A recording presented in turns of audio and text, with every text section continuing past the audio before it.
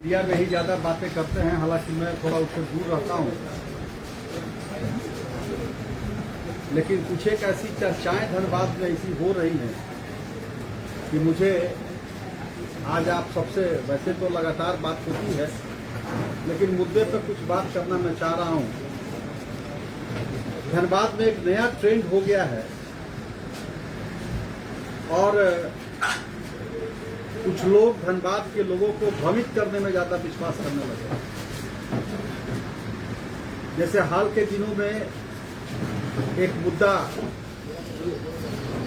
जैसे भी हो, चाहे आप लोग के माध्यम से हो या और कोई माध्यम से, लेकिन लोगों में एक मुद्दा को फैला करके भ्रम फैलाया जा रहा है। धनबाद के लोगों को भ्रमित किया जा रहा है कि धनबाद के जितने भी भारतीय जनता पार्टी के नेता हैं, उन्होंने सरेंडर कर दिया है और यहाँ के बस स्टैंड को उठा करके कतरास ले जाया जा रहा है। मैं आज इसलिए बैठा हूँ आपके समक्ष कि आपके माध्यम से धनबाद के लोगों को आश्वस्त करना चाहता हूँ कि आपका भाई धनबाद के प्रेस्टीज से कभी समझौता नहीं होने देगा। मुझसे मिलने आए थे बस ओनर्स के लोग। मैंने कहा था कि मैं इस विषय पर उपायुक्त से बात करूंगा और मैंने बात भी किया था, नगर आयुक्त से भी बात किया था। मैंने यह विषय उपायुक्त के समक्ष रखा था कि जब 22-23 एकड़ जमीन यहाँ पर उपलब्ध है, तो फिर इस छोटे से भूभाग पे धनबाद के बस स्टैंड को लगाने का क्या औचित्य है। नगर आयुक्त से ही बात किया था, उन्होंने यही दलील दिया था कि नगर आयुक्त ने तो बिल्कुल आश्वस्त किया था हर तरीके से कि यहाँ से बस स्टैंड नहीं जाएगा। उन लोगों का प्लान था कि इंटर स्टेट बस टर्मिनल, जो राज्य के बाहर की बसें हैं, वो उस बस टर्मिनल को काको मठ के पास बनाया जाएगा, जिसमें बाहर इस राज्य से बाहर जो बसें चलेंगी वो जाएंगी। लेकिन इस राज्य के अंदर जो भी बसें हैं, चाहे वो बोकारो हो, गिरिडीह हो, रांची हो, इस प्रकार की जो भी बसें हैं, वो बड़टार बस स्टैंड से ही चलेगी पूरी तरह से, उन्होंने आश्वस्त किया था। बावजूद उसके हमने डीसी से कहा कि इस पे आप अपना कार्य कीजिए और ये बस स्टैंड किसी भी हालत में नहीं जाना चाहिए। डीसी ने समय भी दिया है, उपायुक्त ने नगर आयुक्त को कहा भी है और 11 तारीख का टाइम उपायुक्त ने दिया है, वो जा करके इस बड़टाना बस स्टैंड का भ्रमण करेंगे। वो देखेंगे कि 22 एकड़ जमीन है कि नहीं है। इन लोगों ने कहा झाड़ है, झंखाड़ी है। उन्होंने नगर प्रशासक को निर्देश दिया है कि वो झाड़ झंकर साफ कराइए, कटवाइए, और वो जाके उसका इंस्पेक्शन करेंगे। या कहीं कोई बस स्टैंड धनबाद से जाने का कोई प्लान प्रशासन का नहीं है। और मैं धनबाद की जनता चाहेगी वही काम होगा। इसलिए मैं आपके माध्यम से तमाम वैसे लोग जो एक भ्रम की स्थिति पैदा कर रहे हैं, उनसे आग्रह करूंगा कि जनता को भ्रम की स्थिति में न डालें, जनता के मन में संशय पैदा नहीं करें। आपको आंदोलन करने की जरूरत नहीं है और धनबाद की जनता के लिए अगर आंदोलन करना ही होगा तो धनबाद का राज सिन्हा उनका भाई अभी है और उसकी जिम्मेवारी राज सिन्हा की ऊपर है। किसी भी हालत में यहाँ का बस स्टैंड को मैं जाने नहीं दूंगा। या मैं धनबाद के लोगों को आश्वस्त करता हूं। कुछ लोग नए नए अभी राजनीति करने आए हैं। अब राज सिन्हा को गाली दे करके उनको हीरो बनना है तो ठीक है भैया, मैं उनको प्रणाम करता हूं, उनको शुभकामना देता हूं। और ज्यादा वो जितना ज्यादा अगर गाली देते हैं हमको, तो उतना ज्यादा अगर उनको लगता है कि आगे बढ़ेंगे तो वो करे। लेकिन जितना गाली देंगे धनबाद की जनता उतना ही मुझे प्यार करेगी, मुझे विश्वास है। यह लोग बोलते हैं कि धनबाद के विधायक राज सिन्हा कुछ करते नहीं है।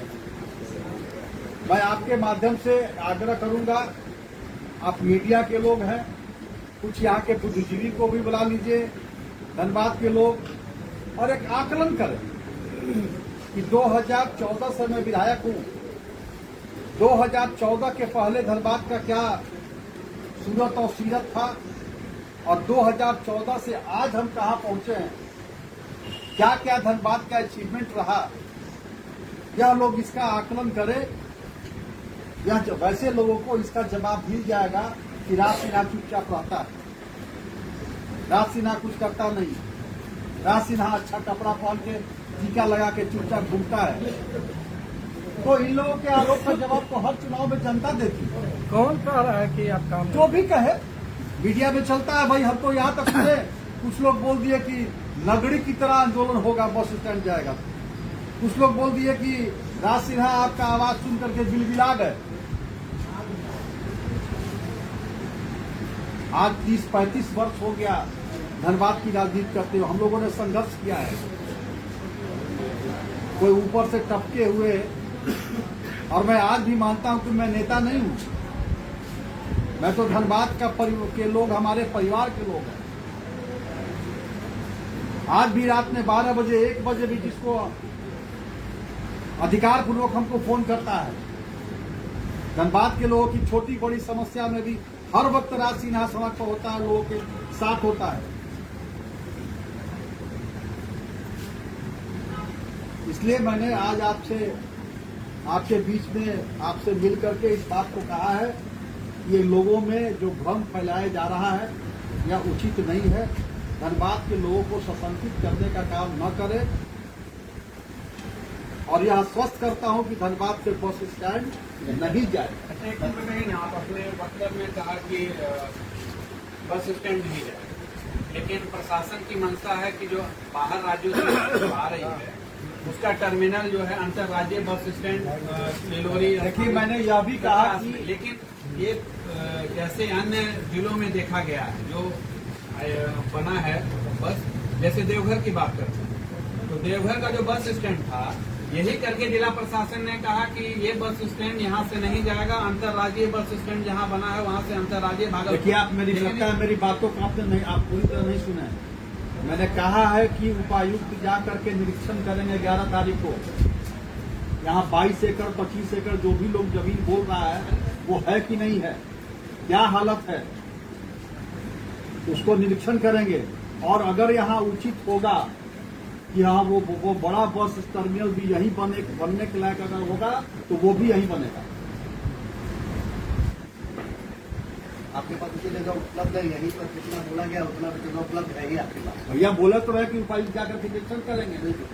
अब तो जिला का सबसे बड़ा प्रशासनिक अधिकारी है, उन्होंने मुझे एश्योर किया, और 11 तारीख को वो जाकर निरीक्षण करेंगे। अगर जमीन नहीं मिलती तो हो जाएगा बस स्टैंड अंतर्राज्यीय वहाँ बनेगा। देखिए, किसी भी हालत में राज्य के अंदर चलने वाला बस स्टैंड यहाँ से नहीं हटेगा। और अगर धनबाद की जनता नहीं चाहेगी कि ISBT दूसरे जगह जाए बने तो कौन बनाएगा?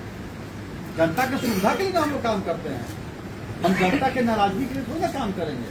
कई लोगों का सर ये भी कहना है कि सांसद के द्वारा दबाव बनाया गया है। और अरे कहाँ दबाव बना गया भैया? ये ISBT आज का प्लानिंग थोड़ी ना है, यह प्लानिंग आज से 6-7 साल पहले का है। 2017 का प्लान है। 2017 का, जिस समय यहाँ नगर निगम के मेयर हुआ करते थे और वहाँ उस समय ISBT का प्लान आया था। अब एक बात आया कि पंडुकी के लिए बात हमने किया था, लेकिन वहाँ पे जमीन जो है वो काफी विवादित हो गया है, काफी वहाँ पे कई खाता खुल गया। कई लोगों ने, अब जो कारण है वो तो हमने डीसी से कहा कि उसकी जांच कीजिए, लेकिन वो जमीन अभी पंडुकी का उपलब्ध नहीं है सही सलामत हालत में, इसलिए पंडुकी नहीं जा सकता।